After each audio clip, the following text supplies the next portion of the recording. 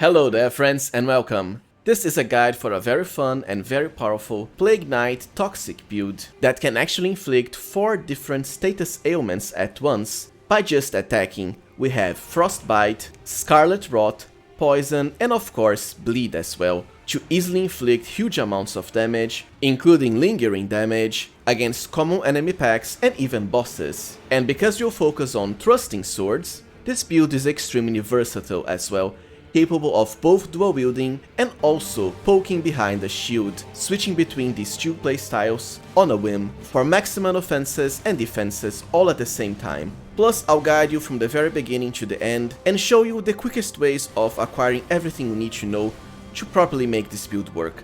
So without further ado, let us get started, first with class selection. So for our Toxic Plague Knight build, you actually have a few different class selection choices. My favorite will always be Vagabond because of how solid it is all around, just to help you go through the early game.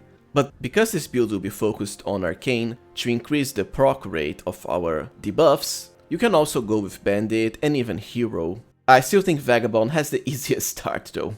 As for the Keepsake, as usual, always go with the Golden Seed for an extra Flask charge.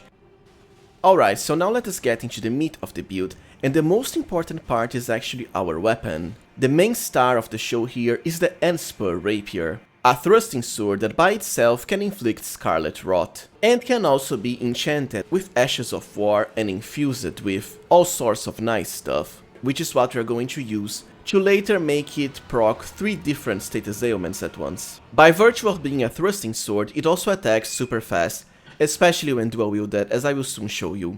But anyways, finding the Antspur Rapier is very easy and can be done pretty early in the game as well. It is found by defeating a certain hostile NPC that spawns right here, to the left of the shaded castle map area. To get here, the easiest way is to take the Grand Lift of Dectus, which can also be done early game, and then you simply follow this road at the middle here, all the way until you go below the bridge leading to Mount Gelmir, and you'll soon reach the shaded castle, then simply head west. Now you might be wondering, but how to defeat this powerful NPC early, and here's how it goes.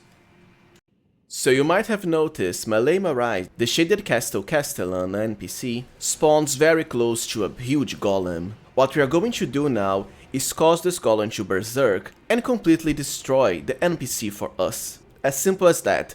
To do this, we first need to get a few stacks of crystal darts. To find this recipe, simply head to the Liurnia Lake Shore Grace and buy it from the merchant here. There we go, Nomadic Warriors Cookbook number 11 for crystal darts. Crystal darts are super easy to craft and you craft 5 at once. After getting at least 10 crystal darts, go to where the Castellan is, rush past him, straight into the golem, then swiftly throw your crystal darts at it. You'll soon notice that the golem will kinda go through a short circuit and become berserk. After that, simply run away from it and watch as it completely tears the NPC apart. After the NPC has been felled, you'll get your Antspur Rapier as a reward, despite not really having fought him. Now, assuming you are at the early game, after finding your Antspur Rapier, the second step is to start stacking more status ailments on it for the truly toxic feel. The second and earliest you can get is Bleed. The easiest way is by adding the Bloody Slash Ash of War for the blood affinity, so now we have both Rot and Bleed. Bloody Slash comes from the Golden Spear and Shield Knight at the top of Fort Height. When it comes to adding poison, it's going to take a little longer, so for now, let us focus on finding our second powerful thrusting sword to dual wield with the Antspur Rapier, the S-Stock, and you can also get it super early. Remember the merchant at the Liurnia Lake Shore we went to find our crystal dart recipe? Well, he also sells an S-Stock, so be sure to buy it. After finding the S-Stock, the next step is to empower it with any Ash of War that allows the Cold affinity, so it can cause Frost buildup for the Frostbite status ailment. The earliest and easiest is the invisible Teardrop Scarab atop this little lake here, to the east of the Caria Manor gate. The Scarab will drop the Hoarfrost Stomp Ash of War. We won't really be using this Ash of War, it's just so you can add the Cold affinity to your S-Stock. So now you should have a Blood and Spur Rapier, capable of Bleed and Rot, and also a Cold S-Stock for Frost, all at the same time, with very fast dual wielding attacks. The final step, however, to complete our toxic combo is to find a way of getting poison on our Antspur Rapier. The first and easiest step is to get the Poisonous Mist Ash of War. To find Poisonous Mist, you'll have to defeat a scarab right here at the Swamp of Aeonia in Caelid. You can already see the scarab twinkling right there. Be careful because it can teleport, so try to defeat him fast.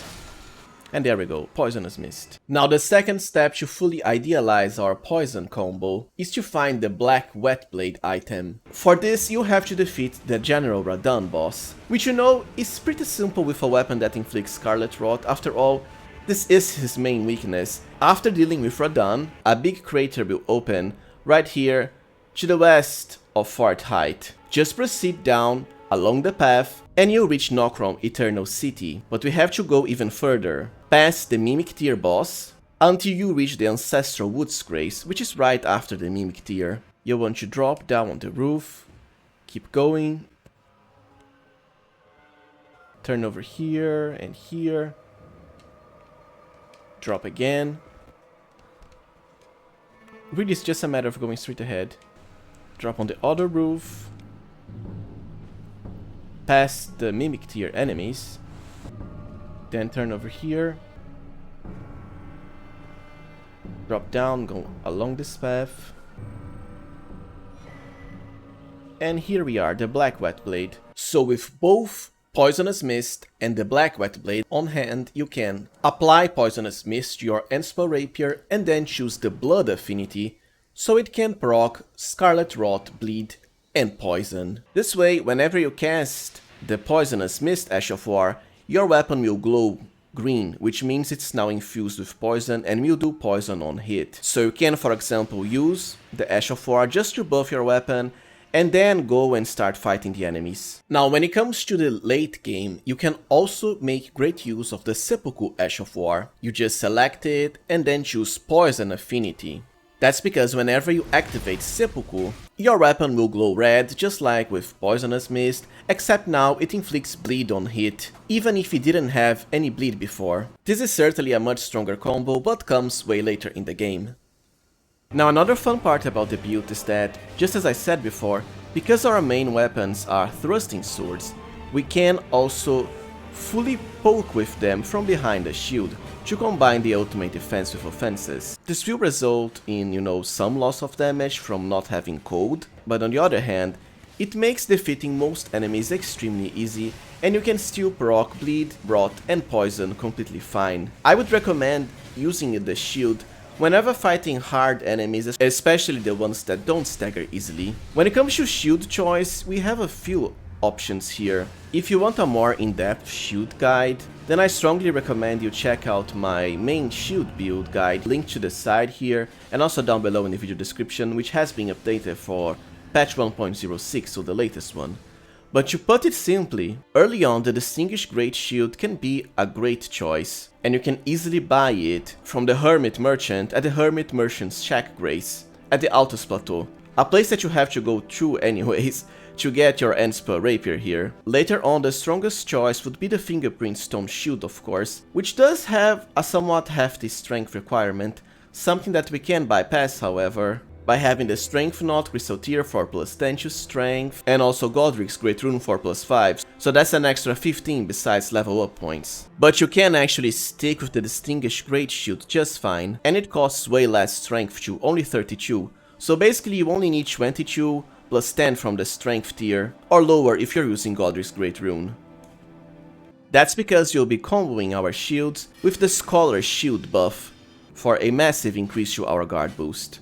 Scholar Shield comes from the Sellen NPC at the Waypoint Ruin Cellar and only requires 12 intelligence. Alright, now let us get into the stat allocation for our Toxic Plague Knight build. And as usual, I'll cover the stat ranges so your character can end up at 120 or higher if you prefer. Arcane will be easily your main stat, and you want to go as high as 60. This is the soft cap as far as the boost in status ailment proc rate. We also need at the very least 20 dexterity to be able to properly wield our Antspur Rapier. When it comes to vigor, 40 to 60 as always. But since we are a close range build, well, This is going to depend on whether you want to focus more on dual wielding or using a shield. If you prefer the shield path, then 40 is more than enough because you avoid most hits by virtue of blocking them. On the other hand, if you're dual wielding, your character will definitely end up squishier, so you might consider increasing your vigor up to 60 or 50 even. When it comes to intelligence, 12 is enough to cast the Scholar's Shield buff. And as far as strength, well, this is going to depend if you want shields or not, but ideally you would want at the very least 22 strength, so you can properly wield the Distinguished Great Shield whenever activating your strength crystal tier for an extra plus 10. If you want to use the Fingerprint Stone Shield, then you need even more. Just remember you can always rely on plus 10 from the crystal tier and plus 5 from Godic's Great Rune. Endurance really is of no concern to us because you can just use the Winged Crystal tier for basically as much equipment load as you want, even decked in heavy gear. If you have any leftover points, be sure to put some into Dexterity because you do get a few more attack rating with both your weapons, although most of your damage will come from your debuffs, so Frost, Bleed, Poison and Rot. So now let us finally cover gear for our Toxic Plague Knight. I've already dealt with the weapons, so as far as armor, well, besides your helm slot, the others don't really matter. You should pick whatever you find looks the best, unless you want to maximize damage negation. I personally think the Clean Rod set fits the build just perfectly. But hey, you can even go with the full Mushroom set, if you're that sure of your dodging prowess. But when it comes to the helmet, you have two choices. One is the White Mask, which will increase your attack rating whenever Bleed is procced, and combos quite perfectly with the Seppuku ability. Second, we have the Mushroom Crown, which does the same as the White Mask, except whenever something nearby suffers from poison or rot, and we can proc both. Now the Talisman slots are very important as usual. First we want the Kindred of Rot's Exaltation, which has the same effect as Mushroom Crown and will stack. Second, the Lord of Blood's Exaltation, the same effect as the White Mask, so an increased attack power whenever Bleed is procced. We also want that of course, since we can combine Poison, Rot and Bleed. The Rotten Winged Sword Insignia, which raises our attack power with successive attacks. We attack extremely fast with our dual-wielded thrusting swords, so even better for us.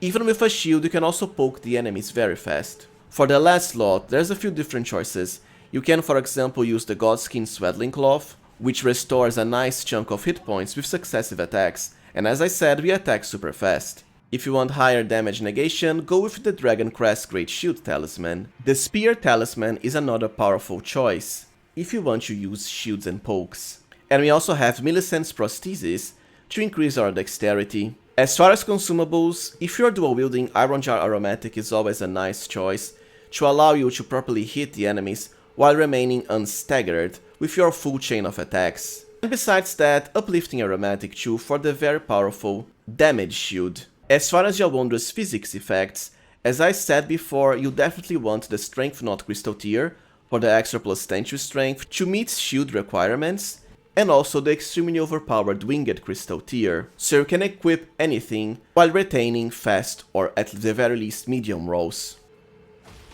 Now I know you might be asking, what if the enemy is immune to status ailments? So here's the key to defeating them. Remember that because we have high arcane, you can actually add the occult affinity to both your rapiers, the Antspur and also your S-Stock.